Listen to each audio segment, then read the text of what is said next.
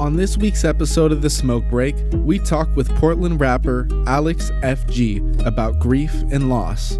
Episodes drop on Spotify every Sunday after they air and Wednesdays on YouTube. Welcome to The Smoke Break. We are here every Sunday from 9 to 10 a.m. on Shady Pines Radio. Every week we like to talk to somebody just with the idea that I may not know everything, but I think I can learn something from everyone. And this week, the person I think I can learn from is Alex FG. Thank you for showing up. Thank you for having me. I am your host, your old pal Zane, here with Malik Rayshawn, who's finally back. Yeah, what's poppin'? Good to see you, player. Thanks. All right, dope. Well, let's get into it. So this week, I think it's important that I bring up that I lost somebody yesterday. I lost a close relative, and I don't know. Have you guys experienced loss lately in any fashion? And it doesn't even have to be with death. It could just be like loss of people. I mean, yeah, for sure. I've had my fair share of it, lately too, like losing a friend and things like that. But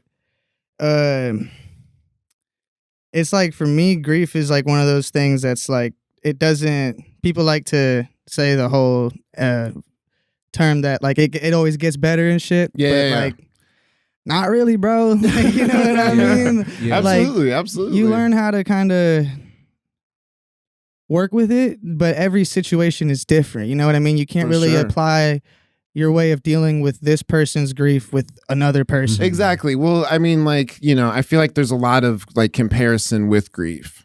Yeah. I think some people feel like they haven't experienced enough loss to actually grieve. I didn't, they're like, well, I didn't, lose my wife in a fire or something, so why am I over here crying? But it's like everyone, you can't take the worst thing that's happened to me and the worst thing that's happened to someone else and compare it one is up here and one's lower than that, just because it would be perceived as more painful. But, it's based off of that individual and their experience. Exactly. Yeah. Well, I think a thing that we do sometimes is compare the people that we've lost. It's oh, you lost you barely knew that person. It's just why does the closeness have to determine so much whether or not you can grieve about somebody? Yeah.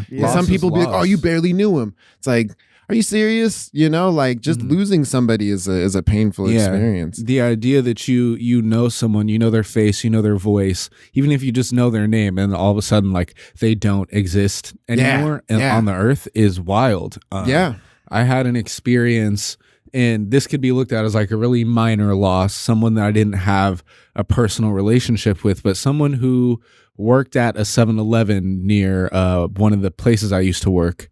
We, weren't friends, but there was someone who I'd spoken to, someone who had exchanged laughs with. They'd helped me, ring up my order several times.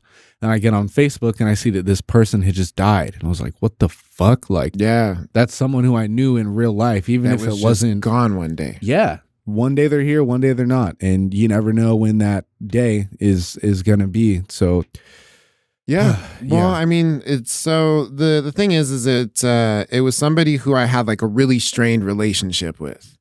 And that's I feel the hard one, because it's I don't know. The thing that was difficult about it is that he was abusive in a lot of ways. And I wanted to hold on to being angry about that, but the cirrhosis had damaged his brains to the point that he couldn't even remember what I was mad about.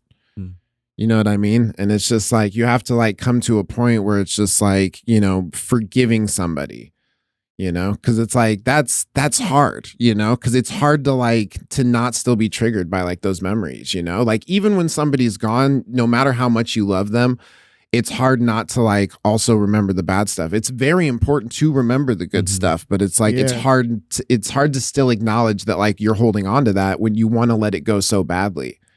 And we can't really heal from something unless we acknowledge that it was something that really hurt. But at the same time, sometimes the ones who really hurt us are the ones who love us the most, or the ones who we love the most, or the ones who, you know, influence who we become the most. And it's like, how do you move forward with those feelings, with that loss? Well, and so I guess like the thing that I've been trying to focus on is just like some of the good memories, man, because it's just like, I guess the reason I'm having like such a hard time with this, and we'll talk about this other part later, but is just the fact that like he was such an angry person.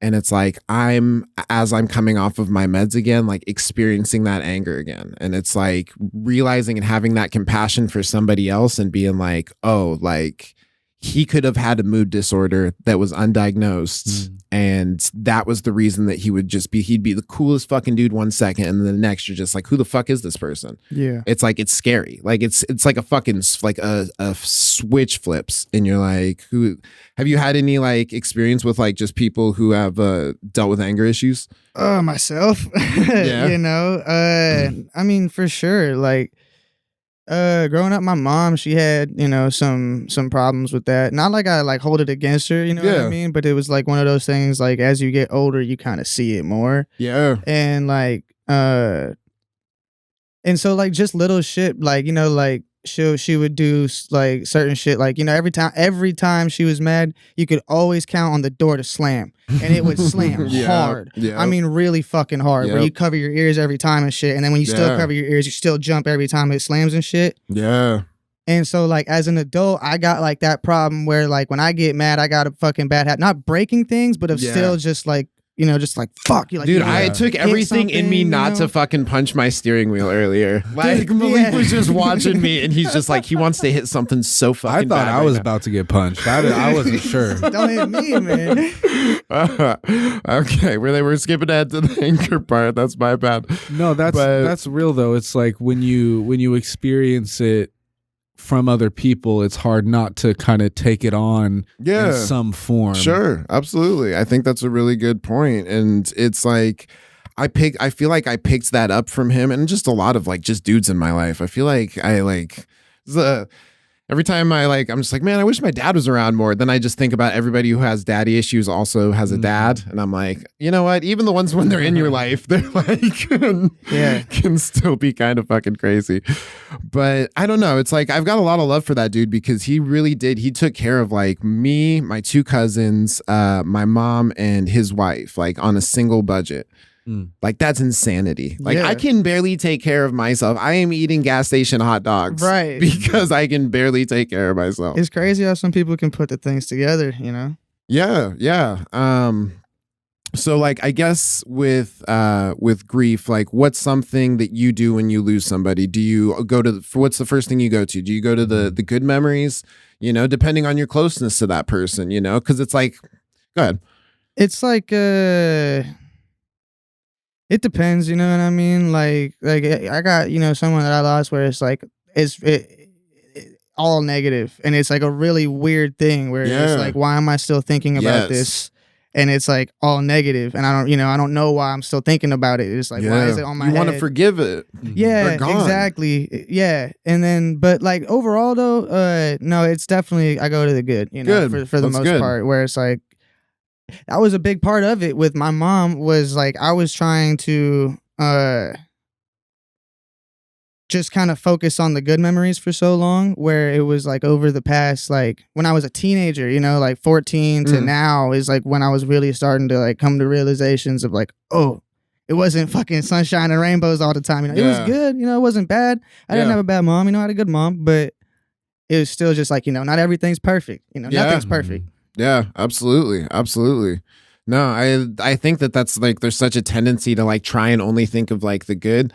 Like I had this really close friend. The first loss that I had ever like dealt with was like my best friend in high school, and she had like gotten in a car accident and was just like gone one night. And it was like, that one really, really hurt because I didn't realize that like you could literally talk to them on the phone the day before, and they just be gone the next.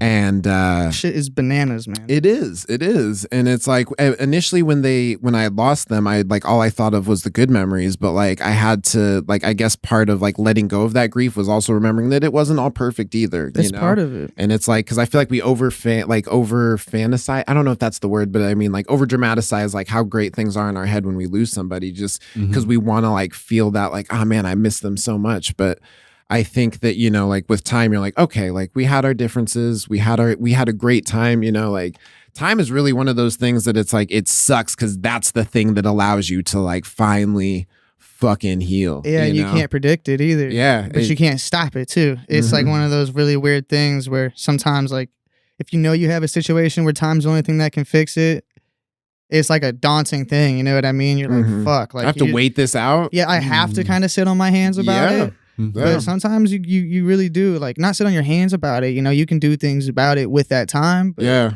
you got to give it time. Yeah. Well, I feel like I'm pretty sure like the anniversary of that friend having passed away was literally just a couple days ago. So it's like it was definitely a weird intersection. But the thing is like that had passed and I hadn't even realized it had passed. But there was a period where I counted down to that day. Yeah. So it's like I feel like with time, like you do start to like feel that less, you know? That's a big part. And in that time, it's so important for us to, give ourselves the space to really grieve those losses. And I've come to realize the most recent like major loss in my life was my cousin / auntie Sharon.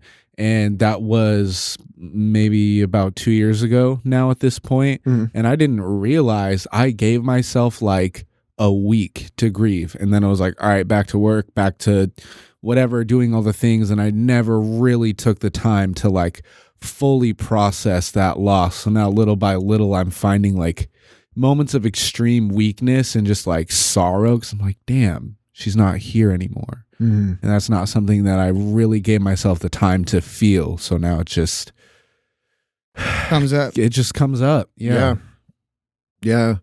I think allowing yourself to like feel stuff is something that like I have a really hard time because it's just like because I have bipolar, like feeling things always feels like a bad thing. You know, it's like I feel like if I'm super hyped up, I'm like, you shouldn't be like this. This means you're manic.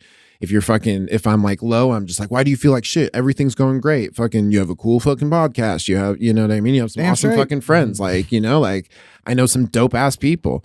But at least you have this. At least you're alive. Yeah, so. But yeah.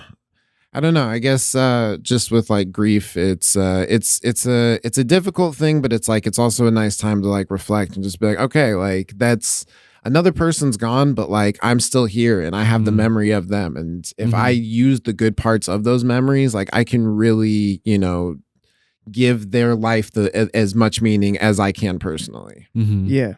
I like to think if someone in this isn't like a way to rationalize death or anything, but I always feel like if someone is not alive and I still am, there's a reason like I'm here or else I wouldn't be. Yeah. I guess, because if everything happens for a reason, people die for a reason, people live for a reason. So I just try to always think of like how am I going to allow the passing of people who I love to be more meaningful? How do I carry on their legacy? How do I honor their energy? No, that's I think that is the best thing that we can do, you know, after losing somebody. Like the best thing you can do is just try and honor that legacy. So we're going to take a real quick commercial break and we will be right back with the Smoke Break. We're here on Shady Pines Radio every Sunday from 9 to 10 a.m. as well as Pretty Dope Experience Radio. Hey Shady Pines listeners, what you doing Saturday morning? DJ Burrow here to tell you about the Nudie Country Show happening every Saturday 8 to 9 a.m. Pacific time. What the hell was that? Nudie Country, you know, it's all about the nudie suit. I came very close to spitting out beer. No need to get upset, Hank. It's all about country music. What else are you doing on Saturday morning at 8 a.m.? I am in the middle of decrumbing the toaster. Well, leave the damn toaster be, Hank, and put on some music. Who knows, maybe Peggy will even dance with you. No, sir, I don't feel much like dancing. Well, you don't gotta dance, Hank, if you don't want to. You can just sit back and listen to music from classic country artists, modern country artists, lots of them that wore the nudie suit themselves, worn by the likes of Graham Parsons, Dolly Parton, Elvis Presley, Johnny Cash, and more. You're serious? Totally serious, Hank. I don't much care for that Bryan Adams. Bobby, you'll love it too. Bobby, stop dancing now. It's Saturday morning, 8 a.m. What else are you doing that time of the day? I have never gotten up that early in my life unless fish were involved. So go on and download the free Shady Pines app. Everything's all loop-de-loops and flibberty-gibbet. And while you're at it, set a reminder, subscribe to the show so you'll get notifications about it. My God, are you still talking? Wake up early every Saturday, 8 a.m. to listen to Nudie Country right here on Shady Pines Radio. I think we've all had enough of that. Yep. Wow, that is going to be the weirdest transition. So the next topic I wanted to talk about was anger, and it's hard to after that goofy ass commercial. We got to Hulk up. No, I feel like that's an important thing before like we go into talk about anger is like being able to laugh. Like I feel like that's one of the few things that can bring me out of it, you know? Oh yeah. It's sure. Like once you can like laugh at how fucking, you know, ridiculous it is, then you can like, you know, not feel that angry. But starting it off, I just wanted to ask you guys, what is your experience with anger? Alex, you're our guest. Please share it with me. Experience with anger has always been like a never-ending type of thing. Okay. So like it's always been probably like my biggest weakness. I feel like personally. Sure, same. And so like it can lead to a lot of like self-destructive habits or like things. And sometimes like I don't know. So I'll be going through like a good phase of it where it's like, all right, you know, I'm definitely like, I know I can be in control of it. You know what I mean? It's one of those things where it's like, I know I can be until I'm not. Yeah. And then something fucking happens and I did something or I said something I shouldn't have or something, you know, that makes me look like a total fucking asshole. Or you know, makes me pretty much a total fucking asshole. Yeah, no, I feel you. I've been there. And then like from there, you know, then I'm kind of starting over. Yeah, it's like, and that's like one of the most difficult parts for me is like you have this period of like where everything's fucking chill, but then you lose it that one time, and it's just like that's all that anybody remembers, and that's all you kind of think about too. Exactly, yeah. And so like I sit there thinking about it, and it's like then it gets hard for me to be like, okay, what was I doing before that was helping me not, you know, get there? Because then I'm like, well, that fucking didn't work. You know, and it's like just because it didn't work that one time. Sometimes like that one time can really fucking stay up in there. Yeah, absolutely. Sometimes we need that one time too to remind us of like how important it is to really hold it down when shit is like adding up. That's true. That's really true. In my experience with being angry, it's like it's almost something that I don't experience in a way that most people would experience. Like, I'm not going to get road rage. I'm not going to get mad that my relationship didn't work out. I'm not going to get mad that, I don't know, I was late to work or whatever. But what I do get really upset with is when things that I feel should be under my control are not. It happens a lot with technology not working how it needs to. If I just have a tool that it's not giving me what I expect out of it, like that kind of stuff really upsets me more than it should. And I used to think it was this weird like thing to do specifically with technology, but I feel like it's actually the control aspect because there's so little in life that we actually can control. So if I'm expecting to hit this button and it's going to have this function and it doesn't, like that's going to really, really ruin my vibe in that moment. And it's something that I can only really deal with by I kind of just have to bitch about it.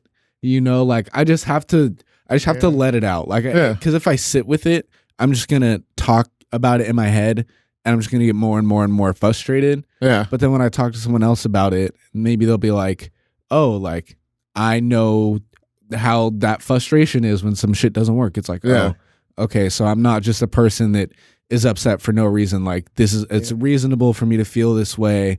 now I can kind of like, okay, acknowledge how I'm feeling, kind of keep it pushing forward. So yeah, definitely control, a lack of control where control should exist drives me crazy. Yeah, no, that's yeah, I feel like there's two reasons that like I get upset, and it's usually, I feel like one of them is like I feel trapped and unable to communicate. That's like if I can't say something, or I don't know how to say something, and I feel like I'm stuck in a situation because I don't know how to say something, then like it just puts it in my head that it's going to be like that forever, and it's like I get angry at myself for not being able to say anything. And I think the other one is it's probably like I guess I only get angry when I have like an expectation. When I'm just like, this was going to happen and it didn't happen, and now I'm mad that I thought that it was going to happen. Like, which is it's a realistic thing to be mad about, though. A lot of times, you know. Yeah, but it's realistic, but it's the times that it's not. It's the times that like you have an expectation, and like, you know, Malik was saying, is that like so much is out of your control. Like to have an expectation that anything's ever going to work out, like 100%. You know, like that's literally setting yourself up for failure. It really is. Like, and I feel like healthy expectations are like what allow you to enjoy anything. Yeah. You got to limit your expectations to a certain extent. So that way you're not like, because a lot of times with me, it can kind of get to a weird extent. Like you said, like that shit that you said about like the technology shit, I relate to that a lot. Where it's like, sometimes it's like the little shit. Because like it'll be like, man, I fucking paid all this money for this thing. Why is it not working? Right. And so sometimes there's that involved, but then other times, I don't really think about that. You know, where it's like, oh, it is kind of like I want to be in control of it. You know what I mean? And sometimes you just gotta kind of lower your expectations with things and be like, all right, this might buffer for a little bit. Hey, bro, that's like me with fast food lines. I used to have a problem going into fast food lines. Now, whenever I sit there and like, because when you're looking at taillights, that shit feels like it's taking forever.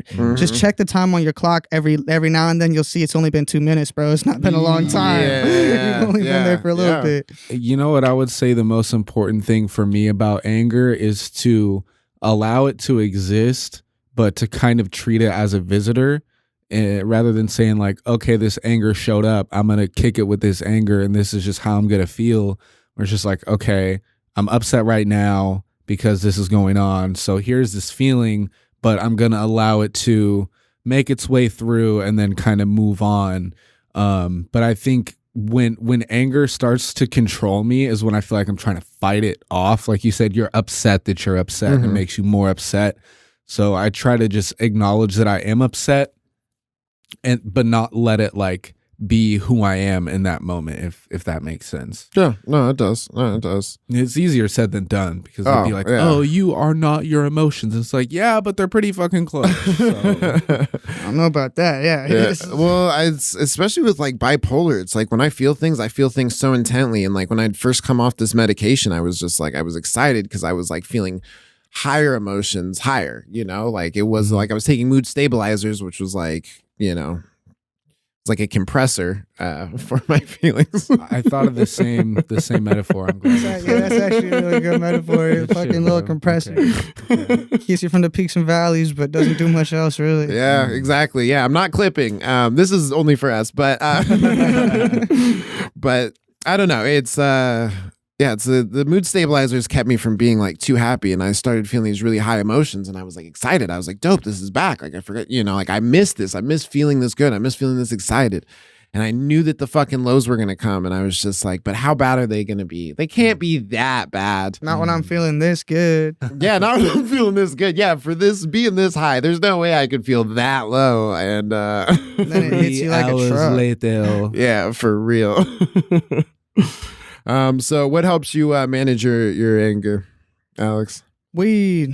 Good ass answer, my man. Good ass answer. Not that, but it's like for me, a big part of it is like giving it time. Like we said, time is a big thing, and like where I get my worst is when, like, if I'm arguing on the phone with somebody or I'm texting or whatever, and if I don't give it time to respond, like if I just respond as soon as I see the message and I'm just that's when it goes downhill real fast. But if I can, even if I can give it like 5 minutes and I come back to it, like I'm always like more level-headed if I can just give it a little bit of time. Well, I feel like that's the difference between a response and a reaction. When you give yourself the time to process what it actually is that's being said and how you feel about it versus like, they said they don't trust me, so I'm going to say fuck you because that's how I feel right now. But you might sit on it and be like, oh, okay, well, maybe there's a reason they didn't trust me. Maybe they heard something. Maybe I showed them something I didn't mean to. So yeah, just giving yourself the time to respond. Versus I think there's like my biggest thing is like when I feel like angry or like I feel like I've been feeling like I isolate because I'm just like I feel like this fucking destructive force that it's like I'm gonna do everybody a fucking favor and keep that the fuck away from everybody. You know what I mean? And it's like at a certain point, somebody had said to me that like you start.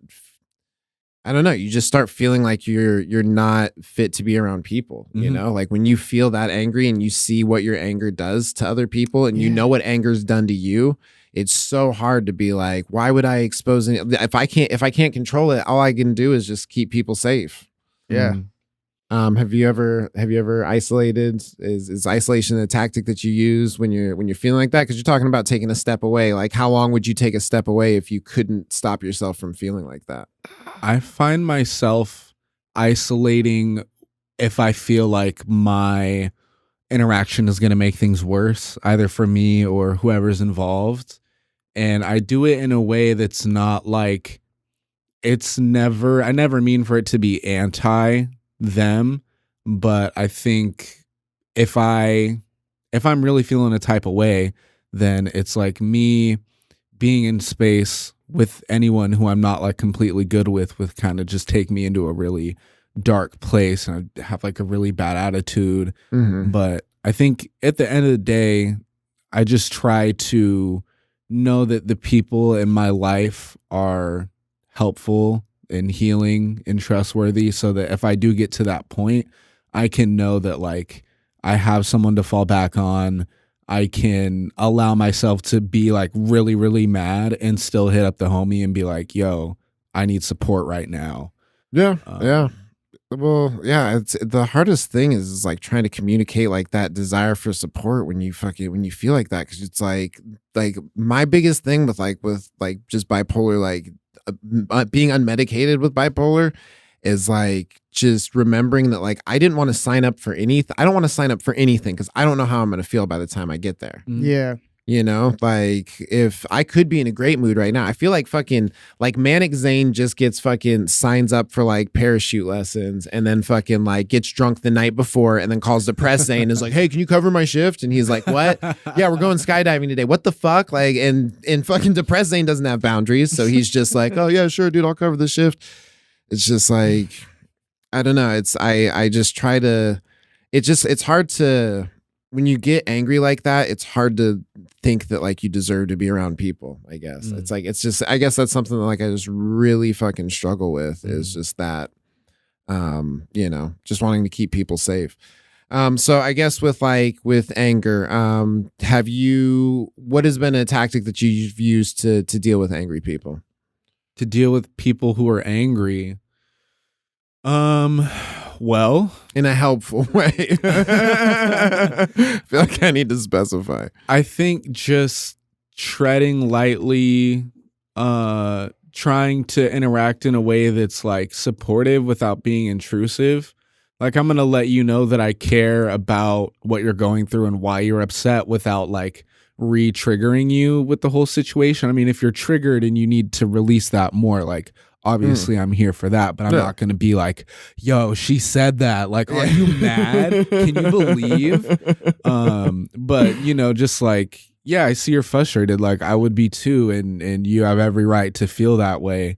So I think just a lot of validating and also understanding that like, I'm not gonna 100% understand how they feel because I've never been them in that situation. Mm-hmm. So I'm not gonna be like in my head thinking I know exactly how they're feeling right now, because it's probably layered. It's probably not black and white. Yeah. And it's probably something that I can't visualize from my understanding, from my perspective. Yeah. Oh, that's a good answer. What about you?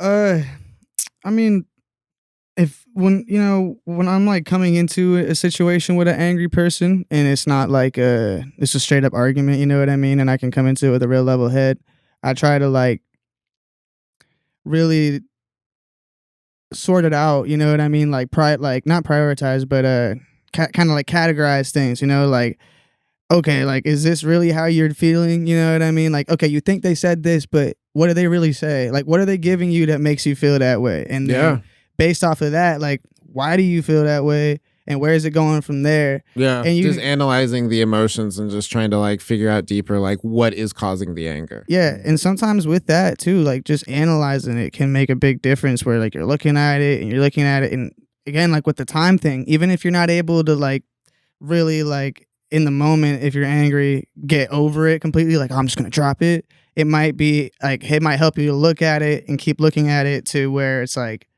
it can kind of just die down. You know what I mean? Before you know it, it's like, oh, like now it's time to talk to that person. I don't really have that same feeling I had when I first started looking at it. Yeah. Yeah, absolutely. No, I think, analyzing why you feel a certain way and just trying to figure out like where it's coming from is a lot better than just trying to drop it, you know, because it's just like trying to drop it means you've not only not addressed it, you haven't fixed the thing with the person. Like you don't know why you feel that way. So you're just going to get fucking pissed off the next time it happens. Yeah.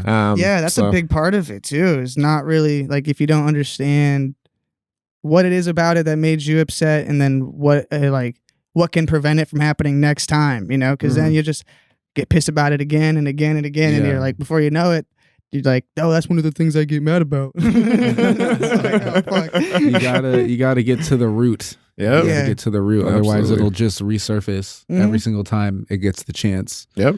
Absolutely. And it's not like anger is gonna go away ever. Like anger's an emotion that you feel as a human being. You know. Yeah. And it lets us know when something's not right. Yeah. It lets us know that like there's something that I need to be better about communicating, you know, because it's like I either need to communicate to the person I'm upset with or communicate to the people I'm around that I'm upset. But like either fucking way, I need to say something. I definitely see a lot of people who intentionally suppress their anger. They're like, oh, like I'm really mad. Like I shouldn't be. And it's like, well, if you weren't in that situation that you were in with this person, you wouldn't be mad. So the issue isn't that you're feeling how you're feeling. The issue is what happened to make you feel that way. And is the other person complicit in resolving that thing? And if it's not, you know, obviously we're going to be probably pretty pissed off. Yeah.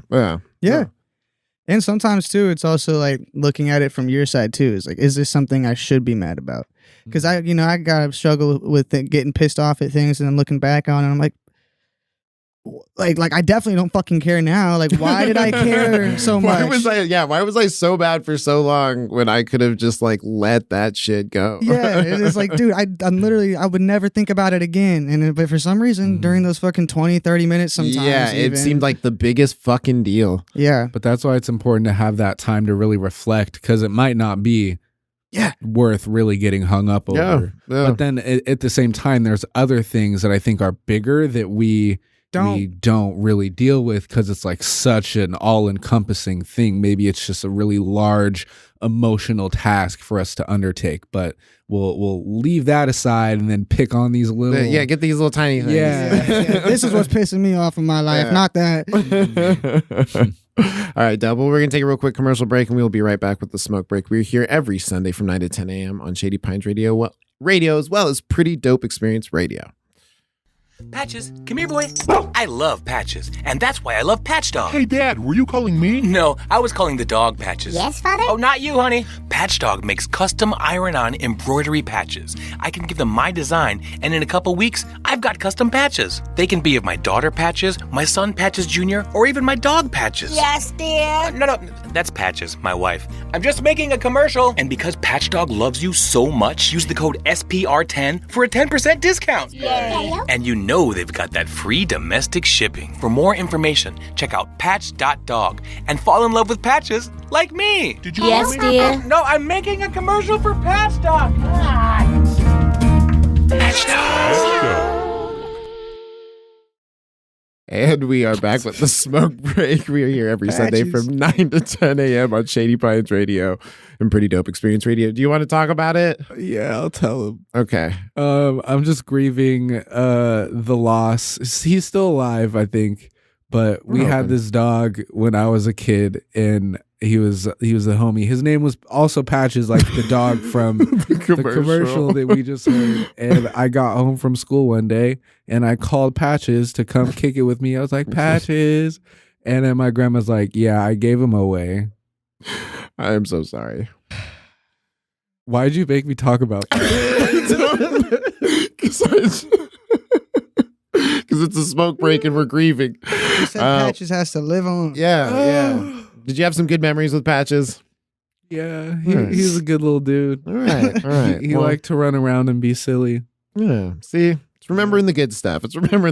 Well, this week on the joke break, we are going to ask the question from the game Let's Get Real, Bro. What big questions do you find yourself commonly asking yourself in life over the last year or two?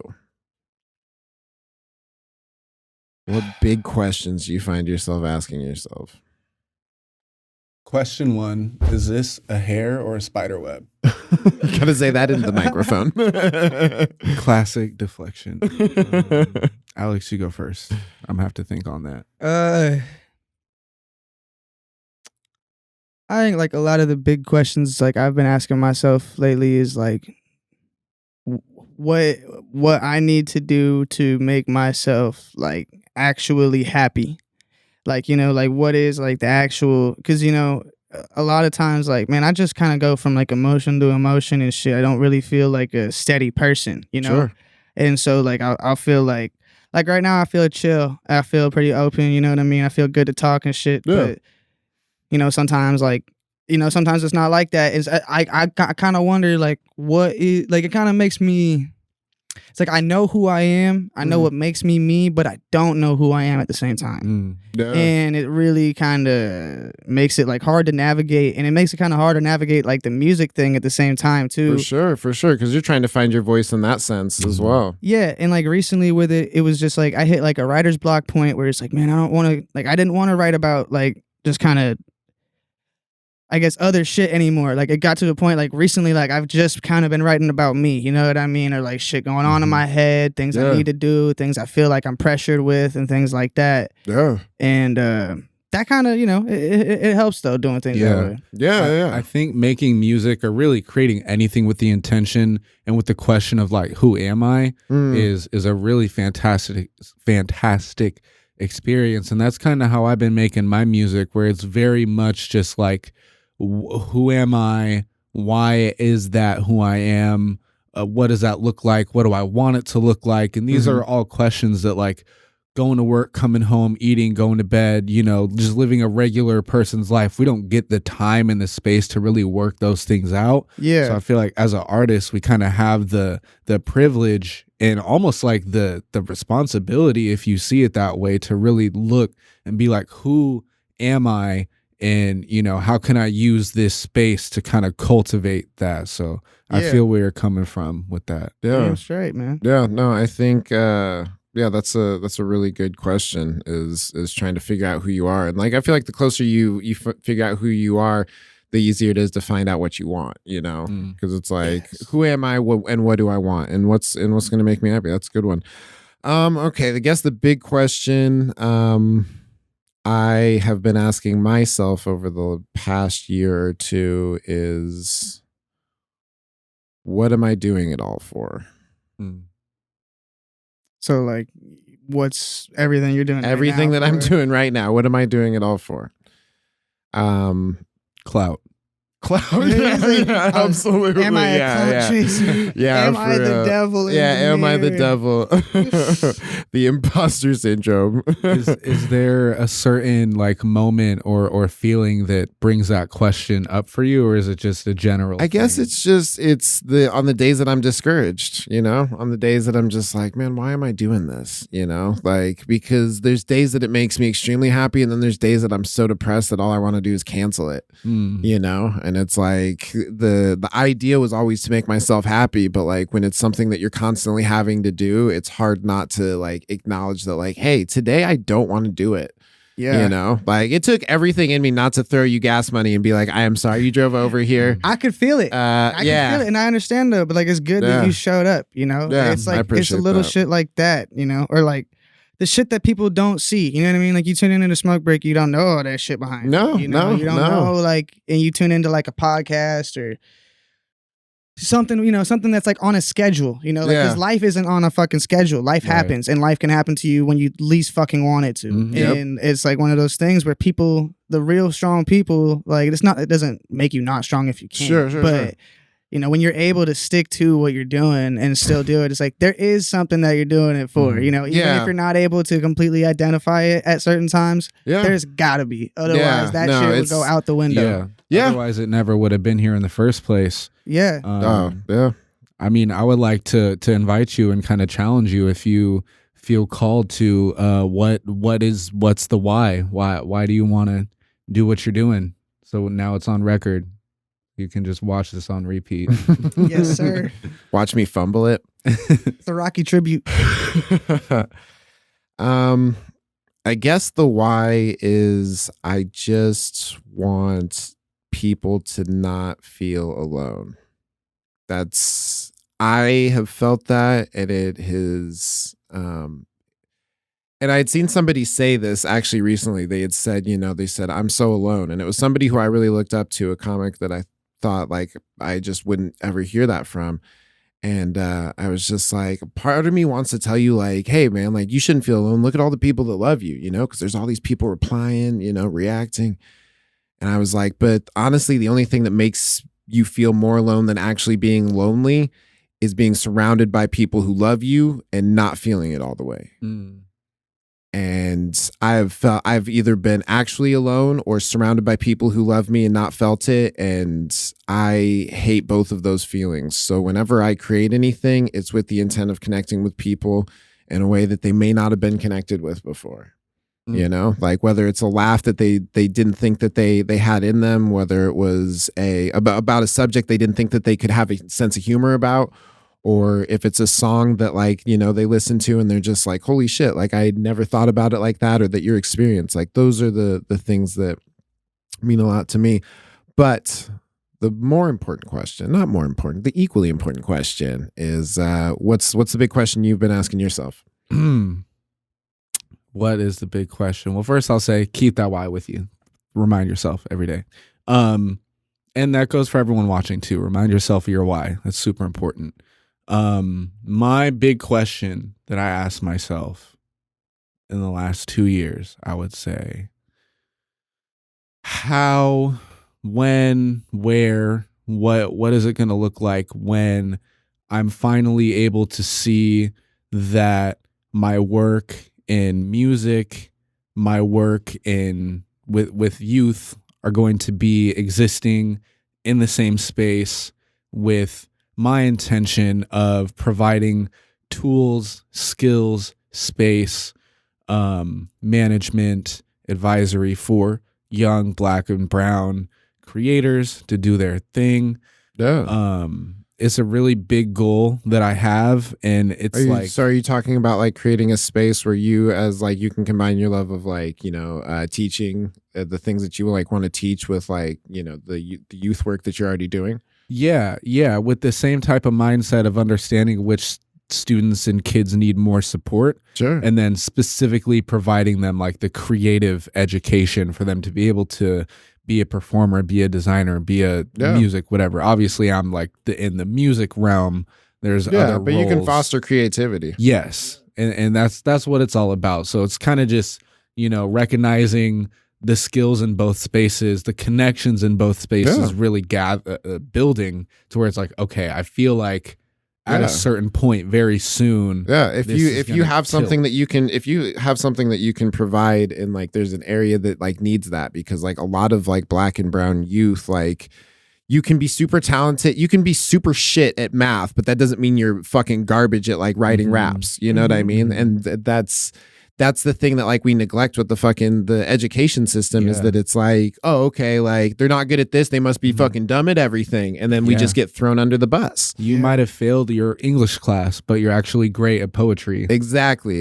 Yeah, that's a much better analogy. Still, but you know, it's I think a lot of people assign, and I actually told one of my students this, like, don't assign your level of intelligence to how good you are at doing certain things, because your intelligence isn't like, oh, I'm this much smarter than you. It's like, how do you apply what you know to what you are interfacing with? And that doesn't make you less smart than the next person. It's just that's how your intelligence serves you. So yeah, absolutely. Yeah.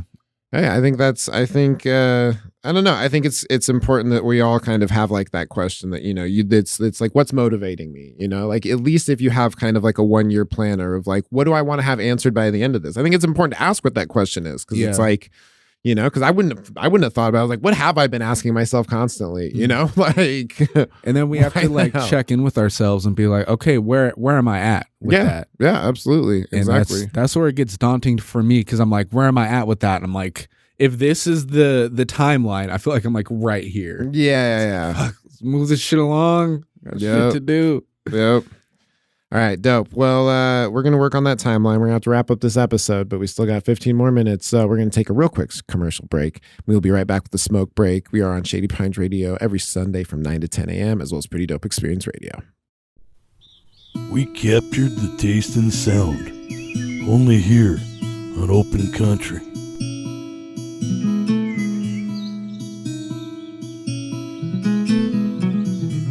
Sundays, noon to 1 with your host, Anti-Vandal. Folk music with Anti-Vandal. We captured the taste and sound on this Open Country. Noon to 1, Sundays, with your host, Anti-Vandal. Here on Shady Pines Radio.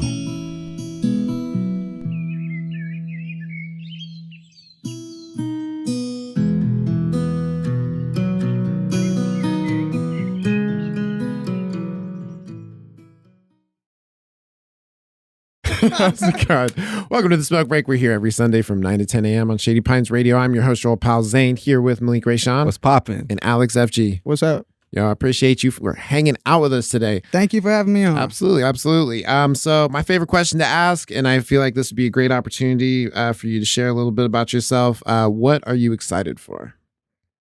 Excited for the music career, man. Excited to do as much as I can with that. I'm excited. I got a show coming up on September 14th, Hawthorne Hideaway. Okay. Anybody watching that should come through. It's a free show. It's gonna have a lot of dope artists come on. But yeah, like I'm really excited to just keep growing kind of musically and like artistically, because I feel extremely blessed to know what I want to do. Because I feel like there's nothing, like, I don't know. I feel like there's not much worse than like not knowing what you want to do in life. Like not having a fucking clue. You know what I mean? It's like you don't like, everyone has a passion, just sometimes you don't find it yet. Sometimes you don't find it for a while. Sure. But I was able to find mine early. And so like I'm just always excited to just keep creating and keep like testing and challenging myself to where like, what can I do with it? What can I say that I can portray a new type of message across that other people maybe hadn't thought. You know, like in between the lines of the book, you know, like what's the little shit, like, because I've also like really obsessed with film and things like that. Okay, that's a cool like little side hobby, dude. Yeah, and like so I'll be like, I'm really interested in like what goes behind a scene, like what makes a scene real interesting, the sound levels, when the sound raises at certain spots, when it's no sound and things like that. All that. Yeah. So you have like a really good eye for detail. Well, I look into things a lot, and so I try to like put that into the music too, where it's like, how can I take the behind the scenes and put it in the song to where it can make sense for the average listener, you know, and not be like unrelatable. Because you can hear a lot of shit from these big time artists and stuff, and it's like, okay, I feel like you're trying to make their line relate to you as opposed to really feeling it. You know what I mean? Like a lot of people are like, oh, I relate to that. And it's like, do you really though? Like you do kind of for sure, but like I'm trying to make like music where it's like, oh yeah. Like feel it. I feel that shit, you know. Yeah. No, that's a really good way of putting it. I like the difference between like relating and feeling it. Yeah, that's a really good. I like that. I'm trying to like get back more into making music. I'm trying to focus on that right now. Yeah, dude, the last shit you put out was really good. I liked it. I appreciate that. Yeah. And that was little shit like that too. I forget the line. I wish I knew it because it's not gonna, not gonna matter now that I don't remember the line. No, but yeah. You had a few bars on that shit that was like that. You know what I mean? Where it was like, it kind of makes you where it makes you feel something instead of you see something and you're like, you have to like think of how you relate to it. You just feel it and then you're like, oh fuck, I almost didn't even know I was thinking that. Yeah, you know what I mean? It's a little shit like that. I appreciate that. No, thank you. I'm excited. To one more time. What was the date for the Hawthorne Hideaway? September 14th. September 14th. All right, go check that out if you can. Yes, sir. Malik, what are you excited for? What am I excited for? Man, honestly, like, might sound super cliche. I'm just excited to be back on the freaking podcast. Like, I'm excited to have you back. I'm sorry today was so rough. It's all good, man. It happens. It's a part of life. It's especially a part of being an adult, and especially a part of being a creative adult, doing 10,000 things all the time. One of them's not going to go right. I can promise you that. At least one of them. If you are doing 5 things, one of those things will not go right. It's a numbers game. It is. And the more numbers you add, the more variables you also include. Yeah, it is. But it was exciting to go be a part of summer camp. Good. Yeah. I'm glad you had fun going and doing that. Yeah, I'll tell y'all just a little bit about summer camp. Sure. It was so Step Up does a camp every summer going into the school year where all the students, all the incoming freshmen, which we need to talk about because I feel like every student in every grade needs to go to camp, but that's a different conversation. And it's just this really like intense, emotional, like team bonding thing, like intro to the program type of situation. So I got to do 2 weekends back to back. Sure. There's also like a fat additional check, which I'm not upset about at all. Yeah. Well, I mean, you're getting paid like during the off time of the school year, right? Or is it not? Or was that during the off time because they didn't school just start? So yes. So we're throughout August, we do like trainings, mental health trainings, addiction, racism, whatever. And then, so like we would normally just work Monday through Wednesday. Monday through Thursday. So we're getting that standard Monday through Thursday bread. And additionally, if you go to camp, from Friday to Sunday, that's an additional like $570, I think. And I got to do those twice. So that's like a lot of money.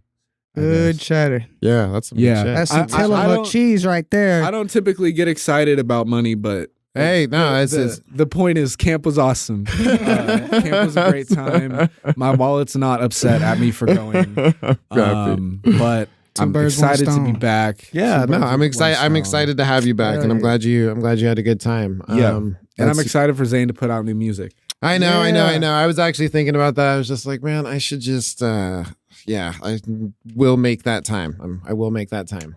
Hold him accountable. Hold me accountable, all right? Blow in the up chat. his inbox. Yeah, blow up my inbox and be like, yo, have you made that song yet, motherfucker? Every day that Zane hasn't dropped a new song, y'all blow this man up.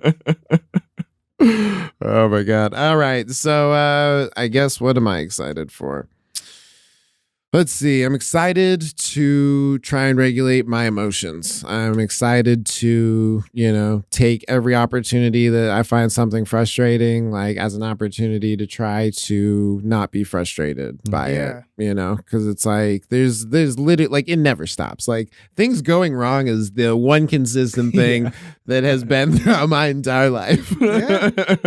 So it's really just comes down to, and as cliche as it is, it comes down to your reaction to it. And I think that I'm going to be faced with more and more situations where I'm going to find myself frustrated or wanting to be frustrated. But I think that like the more I don't know. It's like a practice, you know. It's like for the longest time, I was like, you know, I don't know.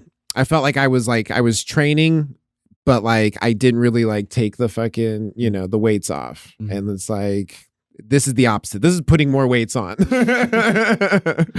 it's like good for you though. Yeah. Well, it's I guess riding without training wheels, I guess would probably, you know what I mean? Like I've literally, it's like, yes, I can technically ride a bike, but this is like what it's actually like. And, you know, the idea is still the same. It's just a matter of like how in control, you know, and it's practicing, you know, and it's realizing that you're going to fall down, realizing that you are going to lose your temper, realize that you aren't going to always be the person that you want to be in every moment. It's impossible. Yeah. But you can always get back up. Yeah, absolutely. Unless you broke your legs and arms. Yeah. In which case you can do a headstand. Yeah, absolutely. I'll do a head spin. I can't do any break dancing. Yeah.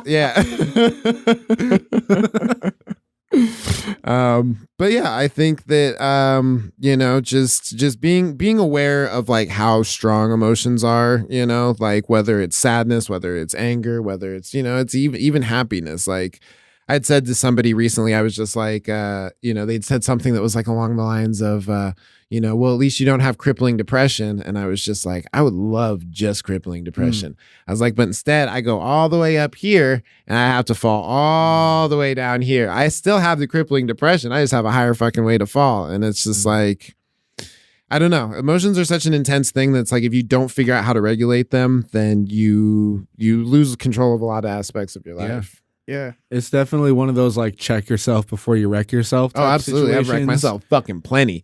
Who knew that song was actually like a mental health advocacy? Yeah, absolutely.